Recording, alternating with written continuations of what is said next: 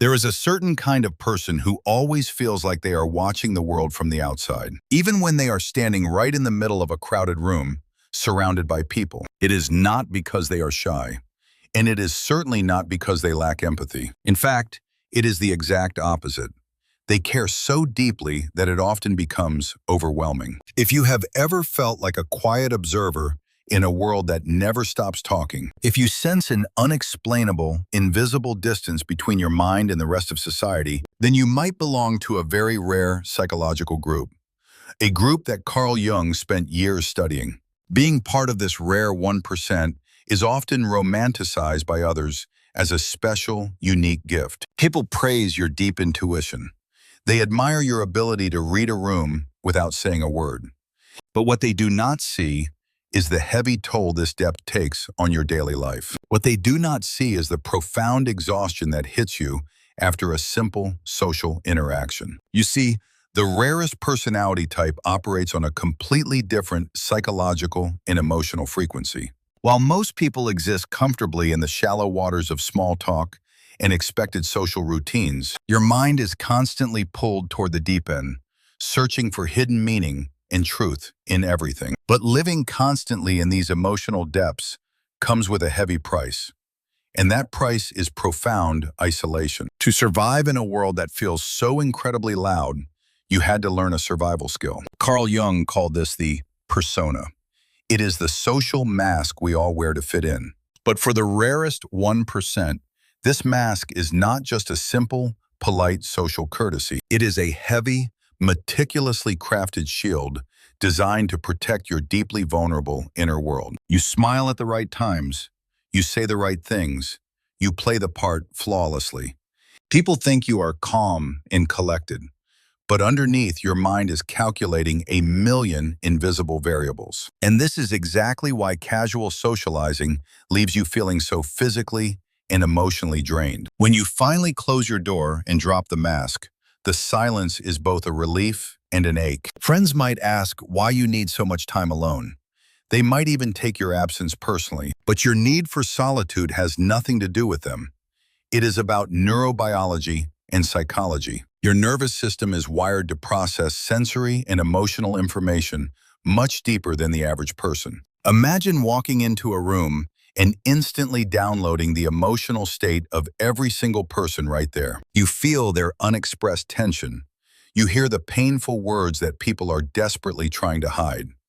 This profound level of deep empathy is a beautiful gift, but it is also a tremendous burden, because when you constantly absorb the pain of the world, who is left to absorb yours? The hardest part of this deep empathy is that it simply does not come with an off switch. When the day ends and you finally lie down, the world outside should go completely quiet. But for the rarest 1%, the night is exactly when the mind becomes the loudest. Every passing conversation, every subtle glance, and every unspoken word is replayed and meticulously overanalyzed. Your brain acts like a relentless detective, constantly searching for patterns and hidden meanings in the dark. You notice the slight hesitation in a friend's voice, the micro-expression they tried so hard to hide. It is a level of hypervigilance that psychology identifies in highly sensitive persons, or HSPs. Your nervous system is constantly scanning the environment for emotional shifts and subtle, invisible changes. While others easily filter out the background noise, you are forced to absorb every single detail simultaneously. And this constant, intense cognitive processing requires a massive, invisible amount of your physical energy. This is exactly why you often experience a sudden, overwhelming crash, a complete system failure. You are not just sleepy, you are deeply, neurologically paralyzed by the heavy weight of the world. And when you finally reach this absolute breaking point of sensory and emotional overload, a profound shift happens inside you. The warmth of your boundless empathy suddenly, quietly vanishes. The caring observer is replaced by a cold, impenetrable wall, and your shadow begins to emerge. For people who are entirely used to your endless warmth and patience, this sudden coldness is profoundly shocking. They might accuse you of being heartless. They might say you suddenly turned into a completely different person. But psychology has a very specific explanation for this extreme emotional survival mechanism. In popular psychology, this abrupt withdrawal is often referred to as the infamous door slam. You do not argue. You do not shout or seek revenge. You simply close the psychological door. You walk away in complete silence. And once that heavy door is shut, it is rarely opened again. But why does this happen? Carl Jung taught that the shadow contains all of our repressed human instincts. For this rare personality, your daily mask is built on being accommodating, understanding, and endlessly forgiving. You tend to give people second, third, and fourth chances, silently absorbing the emotional damage every single time. You keep pouring from an empty cup until your nervous system simply cannot take another drop of disrespect. That is the exact moment your shadow steps forward, taking the control wheel from your exhausted conscious mind. The shadow ruthlessly does what your polite self could not. It cuts the toxic cord completely. It severs the emotional attachment with a surgical, almost frightening precision, protecting you from further psychological harm. In that moment, you feel absolutely nothing, just a chilling, empty void where your empathy used to live. And while this shadow mechanism saves your life, it often leaves you wrestling with intense, secret guilt. You feel guilty because this sudden ruthlessness completely contradicts your core identity of being a healer. But the Jungian shadow is not just a protector. It is also a psychological vault. Inside this heavy vault is everything you have denied yourself just to keep the peace. The unspoken anger, the quiet resentment of always having to be the strong, reliable one. Because of your calm demeanor, people naturally flock to you with their deepest, darkest traumas. They treat you like an unpaid therapist, pouring their heavy emotional baggage directly into your lap. You listen patiently, but when your own mind feels too heavy, who do you go to? This is the tragic paradox of the rarest personality type, the profound emotional asymmetry in relationships. You give out 100% of your emotional capacity, but receive a fraction in return. And over the years, this massive imbalance creates a hidden resentment that silently feeds your shadow. You might start to fantasize about simply disappearing from everyone's life without a single word, about dropping every responsibility, walking away, and becoming completely invisible to the loud, demanding world. Modern society might quickly label this desire as avoidant behavior, or even a depressive episode, but depth psychology sees it entirely differently. It is not necessarily a mental breakdown. It is your psyche's desperate, urgent attempt to reclaim the life energy you have given away. Once the shadow integrates and the exhaustion settles, a profound transformation begins to take place. You realize that the social mask and the protective shadow were merely survival tools. They were not the real you. To find the real you, you must face society again. Carl Jung describes society as being governed by something called the collective unconscious. It is an invisible, massive psychological web that dictates how normal people should think and behave. Most people live their entire lives comfortably tangled within this invisible, gray web of expectations. But as a member of the rarest 1%, your mind violently rejects this conformity. You simply cannot live a life based on the borrowed expectations and hollow scripts of others. This painful rejection forces you onto what Carl Jung famously called the Path of Individuation. Individuation is the solitary journey of completely separating your true self from the collective crowd. It requires you to stand completely bare before the uncompromising mirror of your own soul.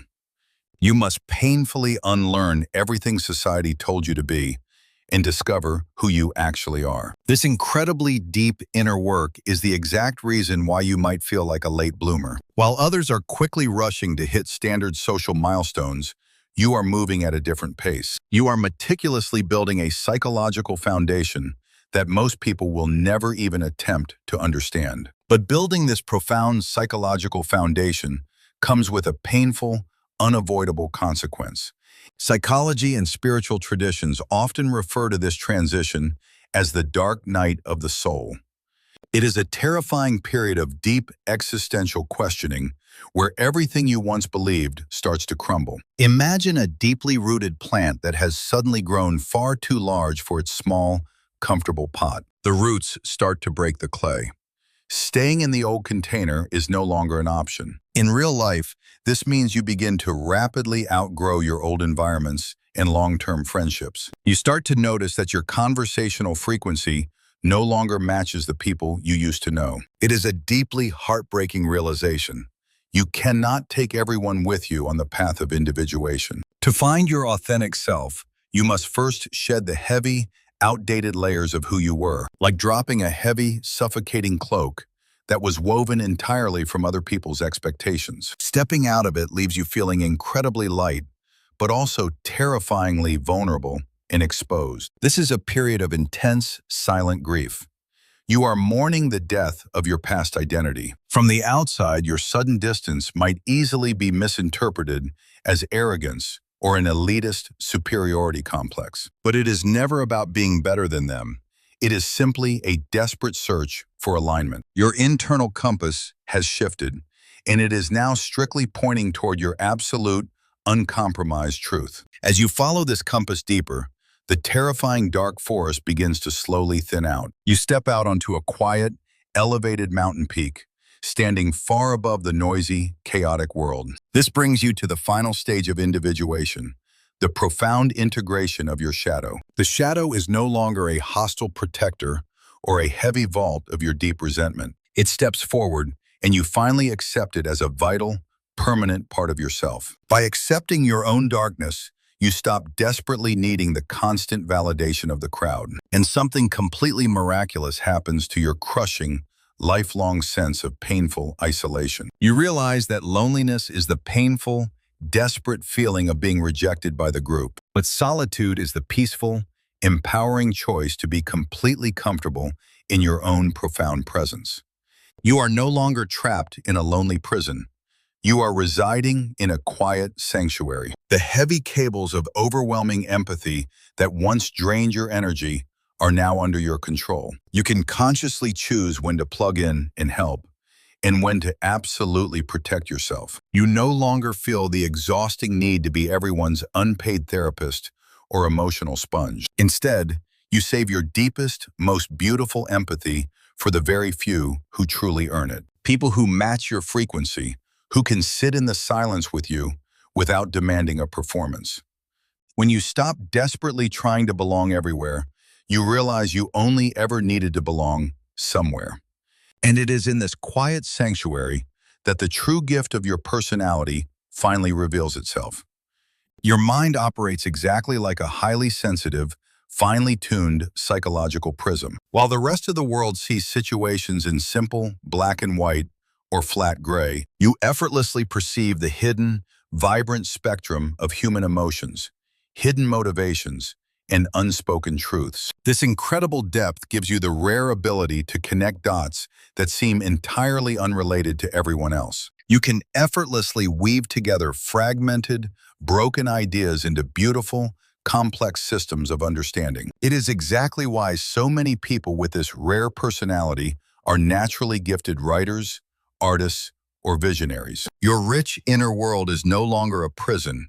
It is an endless, quiet sanctuary of pure creation. You no longer view your intense sensitivity as a tragic curse that makes you uniquely fragile. Instead, you understand that you are uniquely equipped to navigate the darkest forests of the human condition. Because you have walked through the deep shadows yourself, you become a quiet, steady guide for the few people who are brave enough to face their own darkness and truly seek your help. You realize that you do not need to be the loudest voice in the room to make a massive impact. Your mere presence, rooted deeply in profound authenticity and depth, is enough to shift the entire energy around you. Because true influence does not require you to conform or to shrink yourself into a comfortable box. Instead, your fully realized personality functions exactly like a solitary lighthouse, standing firmly in a dark storm. You do not frantically run into the freezing ocean to save people who refuse to swim. You simply stand tall, shining your authentic light, and naturally guiding the right ships safely home. This is the ultimate paradox of the rarest 1% that Carl Jung spent his life studying. The curse was never your profound sensitivity or your intense, overwhelming depth of feeling. The curse was trying to force your deep, complex soul into a shallow, binary world. Once you stop fighting your own nature, the heavy burden slowly transforms into your greatest gift. You become the quiet anchor for your loved ones and the master of your own rich inner universe. Carl Jung once famously said, "The privilege of a lifetime is to become who you truly are." It is undeniably a lonely, challenging path, but it is also the only path worth taking. So, please, stop dimming your brilliant light just to make the shallow crowd feel more comfortable. Embrace the quiet beauty of your rare mind, because the world desperately needs your profound depth. You are not broken.